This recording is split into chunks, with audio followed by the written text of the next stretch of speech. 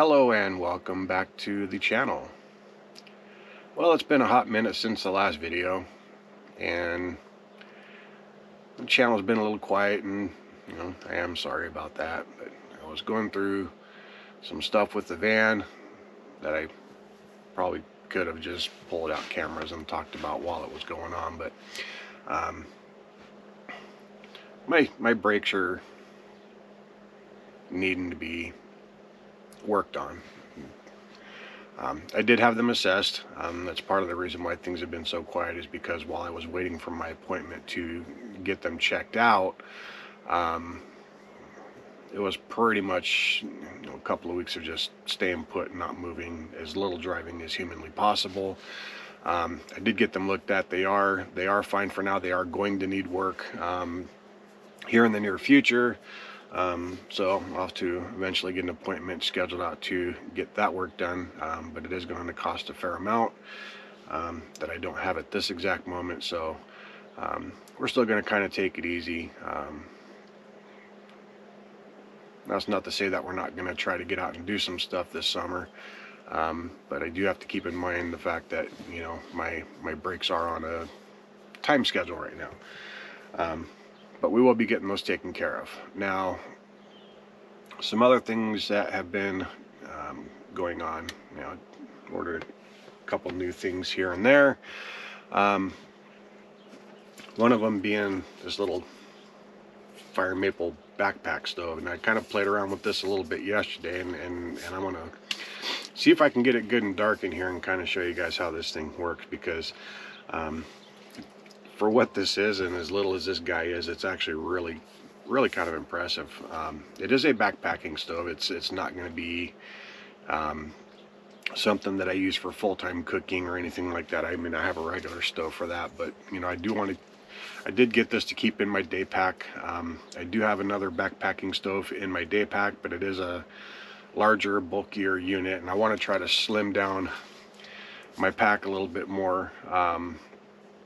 Because as far as even a day pack goes, I mean, it does carry a fair amount of weight to it, and that was kind of the plan, was to get the things that I needed for the pack, in case something were to happen while I'm out walking around somewhere, that I could sustain myself at least for several days, both food, water, shelter, and things like that. But with that, I'm also going to go through and slowly start replacing some of the bulkier, heavier items with, more streamlined stuff, I guess. But anyway, like I said, I was playing around with this guy last night, and I'm gonna put up covers and stuff and get it good and dark in here, because I want to show you guys the amount of flame control this thing has, because it's really kind of neat. You can basically make the flame, good flame, all the way down to just a little bit of a trickle just coming out of there. So definitely want to show that. The other thing I'm going to do too, because I had to get a new replacement controller for the diesel heater. Now, this wasn't something that I bought. I actually got the company to replace this under warranty. But one of the problems that I was having with my current controller, so the diesel heater and all this, it works great. It's got features on it that my previous one, which we'll be doing a rebuild project on at some point this summer, just doesn't have that, and this one's worked out really nice. But another feature that this one does have, which hasn't been working out, is it has a function where you can set the time on when you want the heater to turn on, and then set a timer for how long you want it to run. Okay, now where something like this works good with me is like when I go on my lunch breaks and stuff at work. I will typically come out to the van, because, well, this is where my kitchen is, right? I'll come out here and I'll make my lunches while I'm at work, and then I'll talk on the phone with Barb for a little while. So it would be nice, especially in the dead of winter when it's still like 20 degrees out, to be able to set a timer, set a time for the heater to kick on, say 15 minutes before I come out, because it really doesn't take too long to get, you know, comfortable heat going in here. But, you know, to say, you know, I want it to turn on 15 minutes or even 30 minutes before my lunch break, and then let it run for an hour. So that'll let it run for, you know, 30 minutes up until my lunch, plus the 30 minutes on my lunch, and then it would shut itself automatically just as I was having to go back in. But the problem is when you set the clock, you know, after a couple of days, you look at the clock and the clock's wrong. It's actually advanced forward in time by, like, you know, 4 or 5 minutes. So it's basically been advancing itself forward 2 to 3 minutes almost every day. So like right now, for example, it's currently 1 o'clock in the afternoon, but when I look at the clock on the diesel heater, it says it's currently 3:30 in the afternoon, and this is after we've already gone through a full time change. So I mean, basically my clock has advanced forward in time by 3.5 hours since I put it in. So you can imagine, you know, without having to reset the clock continuously, that a function like that's not just, it's just not going to work. So I had emailed the company, and at first they were like, well, you know, the controller wasn't designed to be a clock and shouldn't be used as such. And so I replied back, I says, well, it may not be designed to be used as a clock per se, but one of your advertised features is, and then I explained to them the whole, you know, set the time,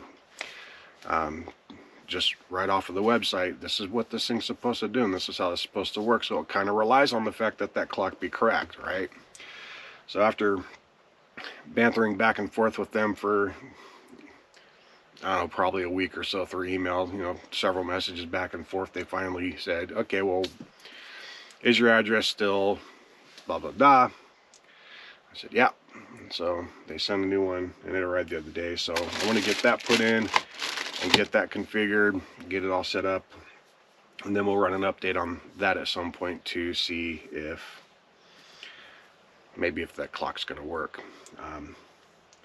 I have little hopes that it's actually going to fix the problem, because I also read one other review, you know, of somebody who had noticed the same flaw with theirs as well. So I have little hopes that it's going to actually fix the issue, but I figured it was you know, it was worth a try. So we'll do some type of update on that one in the coming future.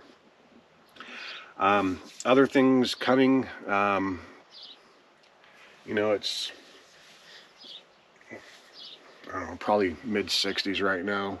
Outside it's 75 in the van. I just opened up the door to come out here. I'm at my parents' house this weekend.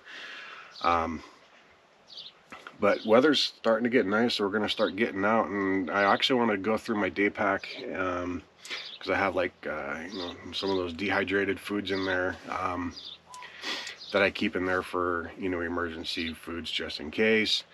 But those have been in there for a couple years now, and honestly, I kind of want to rotate them out for some more, but I also want to try them. I think I got 2 of them in there. I don't remember for sure, but I believe I got 2 different ones in there. So next time I might get my day pack pulled, and I'm gonna actually pull those out, and I want to put it up to a vote on you guys to decide which one I need to sample first of the 2, because I'm probably going to end up eating both of them. I think I have 2 of them. I'll end up eating both of them at some point, but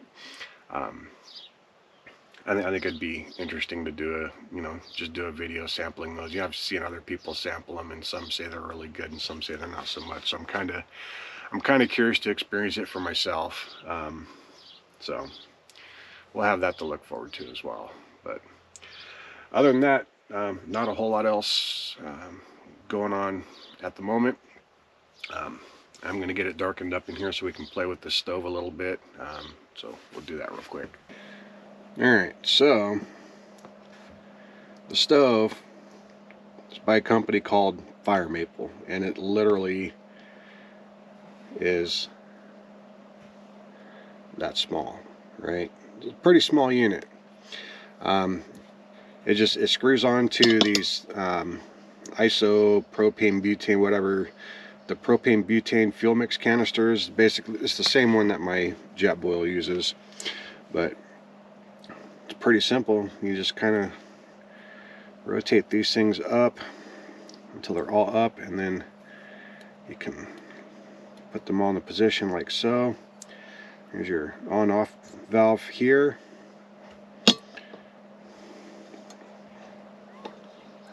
And you just screw it right onto the bottle.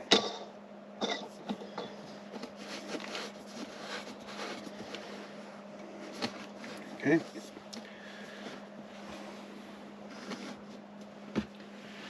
Alright, so let's get our lighter. We'll get this thing lit. Then we'll get the door closed, get it dark, and then we'll play with the knob. Show you what the flames look like.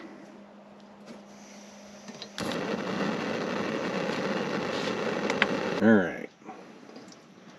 So, let's see, get a fair amount of heat. Get a fair amount of heat out of this thing. We can turn it way down. Like right here, I mean, it's literally just a trickle coming out of that spout.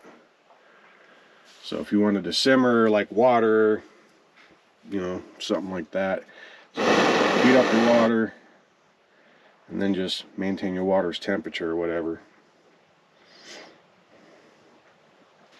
So yeah, pretty nice control with that little valve. I was actually quite surprised with that. Yeah, again, it's a backpacking stove. I'm not gonna be trying to set frying pans and stuff. I mean, I don't know, you probably could, but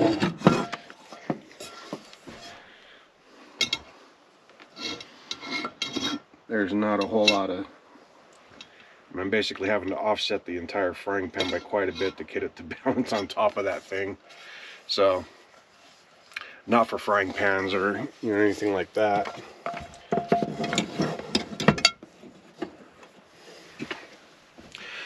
But it should work pretty good with the little stainless steel cup that I keep in my day pack for, you know, heating up water or whatever. So really kind of excited to have it.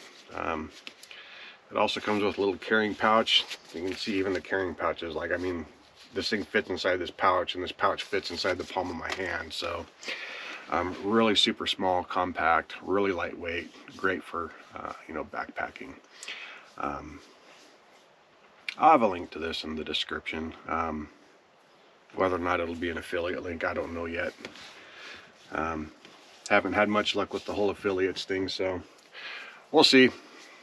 But either way, yeah, not a whole lot else to talk about today, so I'm gonna go ahead and wrap this up and get it edited and get it uploaded for your guys' enjoyment. So thank you so much for watching. And if you like the content, you know, go ahead and give it a thumbs up, like, subscribe, all that happy stuff. Yeah, leave a comment if there's things you want to see. You know, I'm always open to suggestions and things to do, so throw them out there. Let's see what ideas you got. Surely they can't be any worse than mine, right? So thanks for watching, and I'll see you next time.